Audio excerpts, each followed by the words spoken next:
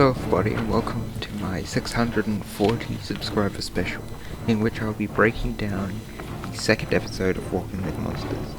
Thank you so much for getting me to 640 subscribers, and let's get into it. This episode is often unofficially known by the fake title Reptile's Beginnings. It is split into two segments.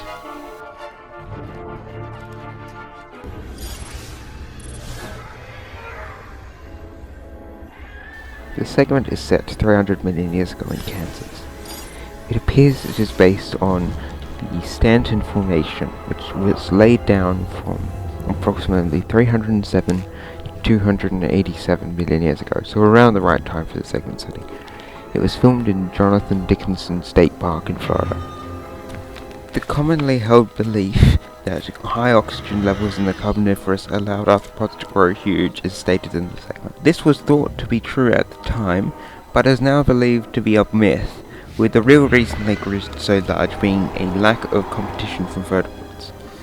The swamp forests portrayed in the episode were actually no longer existent by 300 million years ago. Scale trees, or lepidodendrons, appear. There are no skeletal trees known from the Stanton Formation. Lepidodendron, the most famous scale tree, was extant at the time of the segment setting. However, as mentioned earlier, the massive swamp forests no longer existed, so they would have been extinct in Laurasia, only being found in Gondwana at that time. Mesotheli is not a genus, but instead a suborder of basal spiders. It is called this in the series because the creature it is actually based on, Megarachne, was reclassified from a giant spider to a river-dwelling eurypterid, or sea scorpion, during production. The name is possibly inspired by Paleothele, a mesothelial spider from the late Carboniferous, 304 to 299 million years ago, of France, meaning it lived at the right time to appear, and potentially close enough to the US to be found there. It is also possible that this name was used due to the modeled resemblance to modern mesothelials. Oddly enough, Megarachne was never considered a mesothelial. Before reclassification, it was thought to be a megalomorph. For some reason, despite being depicted as a burrow dweller, it is stated as being unable to dig its own burrows. Petrolacosaurus was an Areosolidian, an order of reptilomorphs thought to be either basal diapsids or derived non-reptile reptilomorphs. It lived in the late Carboniferous, 302 million years ago, of Kansas, meaning it lived in the right place at around the right time to appear. It is shown to have overlapping scales, something only known from true scarmates, much more derived than Petrolacosaurus. Other than this, it appears to be almost completely accurate.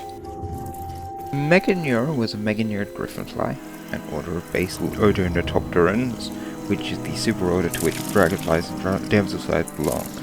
It is known from the late Carboniferous, 304 to 299 million years ago, of France, meaning it lived in the right time and could possibly have travelled to the right place to appear. There are no griffinflies known from the Stanton Formation. Meganeura is called a dragonfly when, as stated earlier, it was in fact a much more basal griffinfly. It is referred to as the largest flying insect ever, but this title actually is held by the Permian griffinfly Meganeuropsis, which was a close relative. It should have leg spines for impaling prey, and Meganeura would have lived in more open environments in reality. These amphibians appear. They are externally identified as Proterogyrinus. Proterogyrinus was an embolomere, an order of basal tetrapods, from the early Carboniferous, 331 to 323 million years ago of Scotland and West Virginia, meaning it could have lived in the right place but went extinct more than 20 billion years before the episode's setting. A creature from the Stanton Formation that could fill the role was Actiobates, although it would have been smaller than Proterogyrinus. Proterogyrinus would not have been able to jump as high in the air to catch Meganeura as shown in the segment. In fact, it may not have been able to jump at all. Arthropleura was an arthropleura giant basal millipede from the early Carboniferous to early Permian, 344 to 292 million years ago, of Europe and North America, meaning it lived in the right place and time to appear. Arthropleura was probably not able to rear up on its hind limbs. Arthropleura is referred to as a relative of millipedes. While it was thought to be true at the time of production, it is now known to be a very basal true millipede. In 2024, an Arthropleura head was discovered showing it had crab-like mandibles and eye stalks. Arthropleura is now thought to be coastal and even potentially semi-aquatic.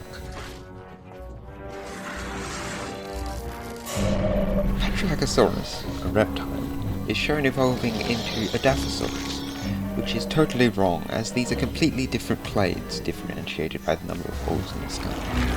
Much more appropriate for this would be the two Dilophosaurids known from the Stanton Formation, Eanthosaurus or Xerospondylus. However, neither of these could be the actual ancestor of the Dilophosaurus, as it already existed by the segment setting.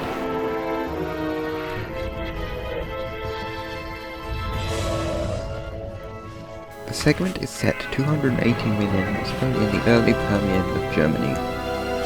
It is located in the Tambach Formation, which is a German formation from the early Permian, although it was laid down approximately 10 million years before the segment setting.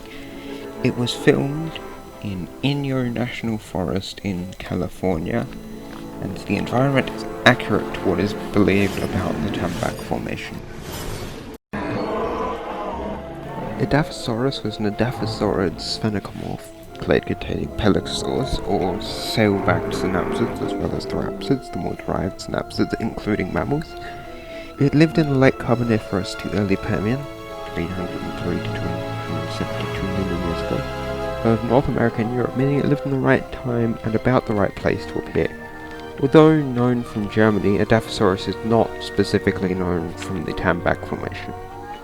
Edaphosaurus is described as hippo-sized, but they were smaller than hippos and weighed about a fifth as much too. Edaphosaurus and Dimetrodon are both referred to as mammal-like reptiles. This is inaccurate, as they were neither reptiles nor particularly mammalian. A better name would be reptile-like stem mammals. The integument, skin and coverings, of Edaphosaurus and Dimetrodon is inaccurate. They most likely did not have scales, and did have scutes, similar to those of crocodiles, on their backs. Edaphosaurus's sail is no longer thought to have been used for thermoregulation. Edaphosaurus is referred to as the earliest herbivorous reptile. This is obviously not true, as Edaphosaurus wasn't a reptile. In reality, the first herbivorous reptiles were most likely the Moradasaurian captorhinus, which evolved approximately 298 million years ago. Edaphosaurus could not flush blood into its sail as a display. Conifers appear. They are represented by bristlecone pines. There are two genera of conifer known from the Tambach Formation, Ernestodendron and Walchia. A quote-unquote dragonfly appears. As stated earlier, true dragonflies did not evolve for around 100 million years after the episode setting. Given it reuses the Meganure model, it can be assumed to be a griffinfly. There are no griffinflies known from the Tambach Formation. Dimetrodon was a sphenicodontiid sphenicodonted, a more derived member of the same lineage as Dilophosaurus. Dimetrodon is known from 13 to 14 species, almost all from North America. There is a species known from Germany, specifically the Tambach Formation, Dimetrodon teutonus. However, it is the smallest known species. This design seems to be intended to represent Dimetrodon grandis, which is only known from Texas and Oklahoma, but unlike Dimetrodon teutonus, lived at the right time to appear. It is likely that the very tips of Dimetrodon's neurospines would have extended above the sail. There is no direct evidence of cannibalism in Dimetrodon. However, given that almost all carnivores practice cannibalism, it would be more surprising if Dimetrodon did not. Given that we know nothing about Dimetrodon and its relatives' reproductive habits, the accuracy of Dimetrodon burying its eggs in a mound and the eggs having a 2-month hatch time cannot be assessed, although it is now believed that early synapsids had leathery eggs, not hard ones. The Dimetrodon's gait is a little too sprawled, and Dimetrodon almost certainly didn't hatch with a full sail. An amphibian appears. It is externally identified as Simoria. Samorio was a samorimorph reptilomorph from the early Permian, approximately 298 to 274 million years ago, of North America and Europe, meaning it lived in the right place and time to appear. Gorgonopsids would not have evolved from sphericodontids like Dimetrodon, instead being descended from more basal, sailless synapsids. And that was Walking with Monsters episode 2. And yes, I am aware that this is the first video other than music that I have released in 4 months. I have had quite a lot going on with life stuff and haven't had as much time to work on YouTube.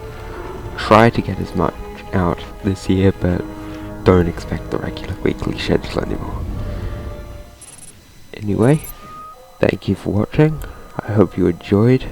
Thank you for getting me to however many subscribers this special is for, and I hope you have an excellent day. Goodbye.